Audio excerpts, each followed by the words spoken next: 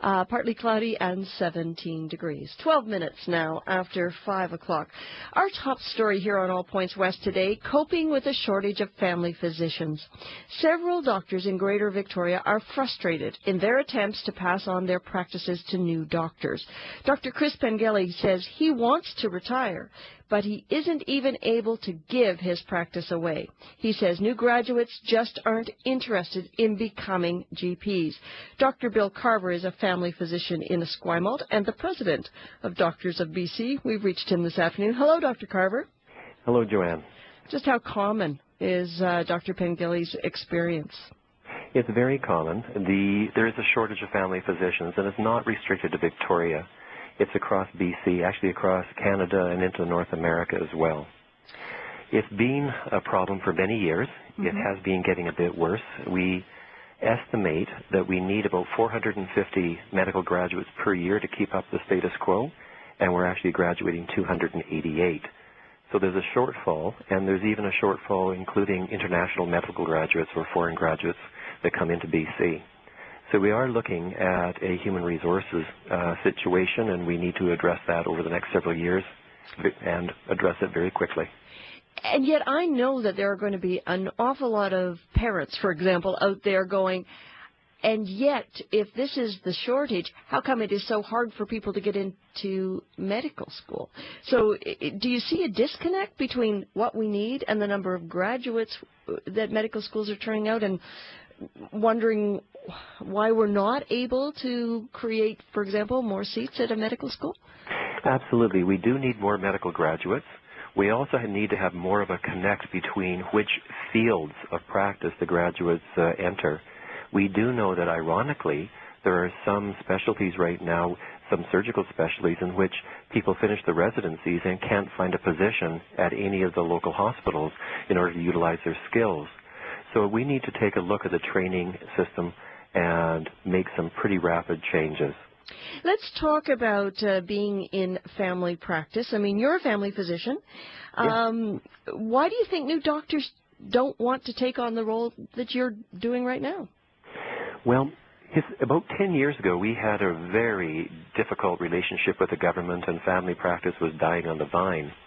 So the BCMA at that time, now the Doctors of BC, partnered with the Ministry of Health, and we started working collectively on addressing issues in family practice. And I would say that we now have a renaissance in family practice. Only 23% of medical graduates were choosing family practice back in 2003, but now it's up to 34%. That's an improvement, but it's not the fix.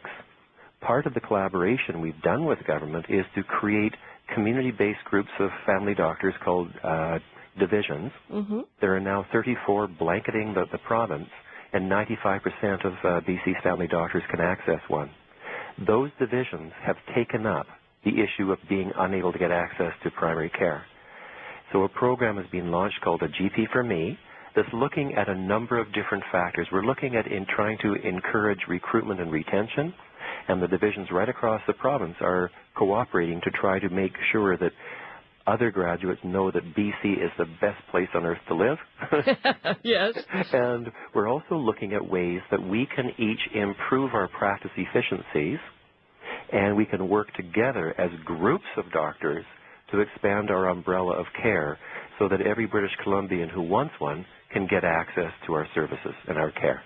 So that works from sort of the patient side of things, but from some, medical students that I've spoken to, one of the reasons they shy away from family practice is they say there's no, that old sort of work-life balance if you go into that field, where if I go into a specialty, I may be able to have more regular hours.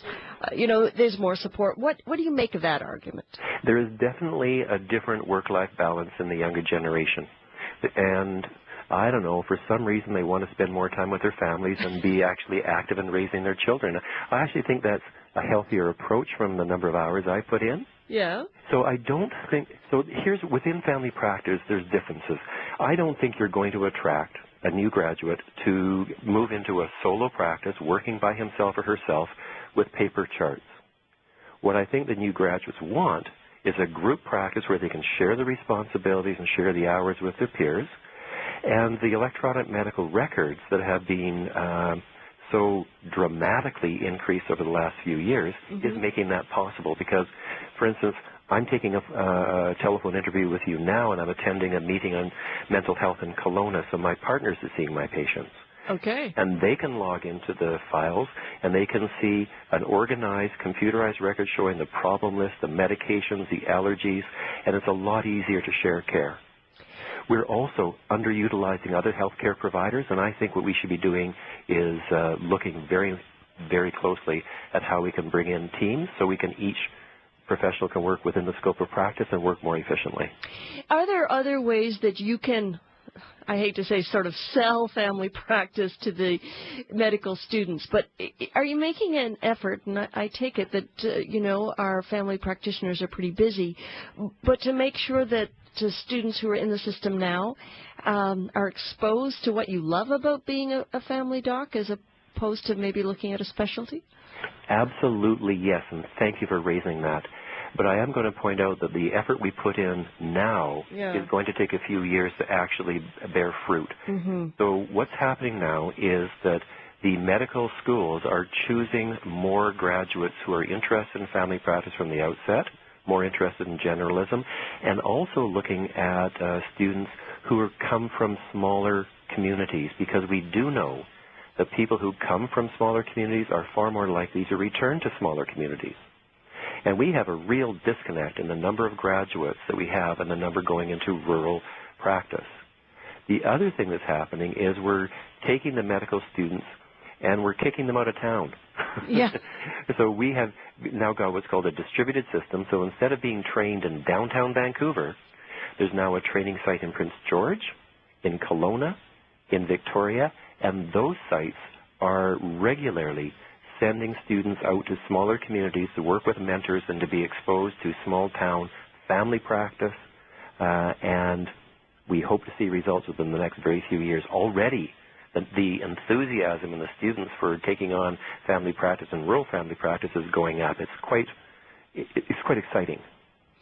Well, we'll keep checking in with you, Dr. Carver, to see if you can get that 34% to move up even higher. Thanks very much for this. Thank you very much, Jen. Bye-bye. Bye-bye. Dr. Bill Carver is a family physician in Esquimalt and president of the Doctors of BC. If you're a medical student, we'd love to hear from you. What goes into deciding what field you'd like to work in? And what do you think would address the question that many doctors right now who are in family practice cannot find someone to take over their patients?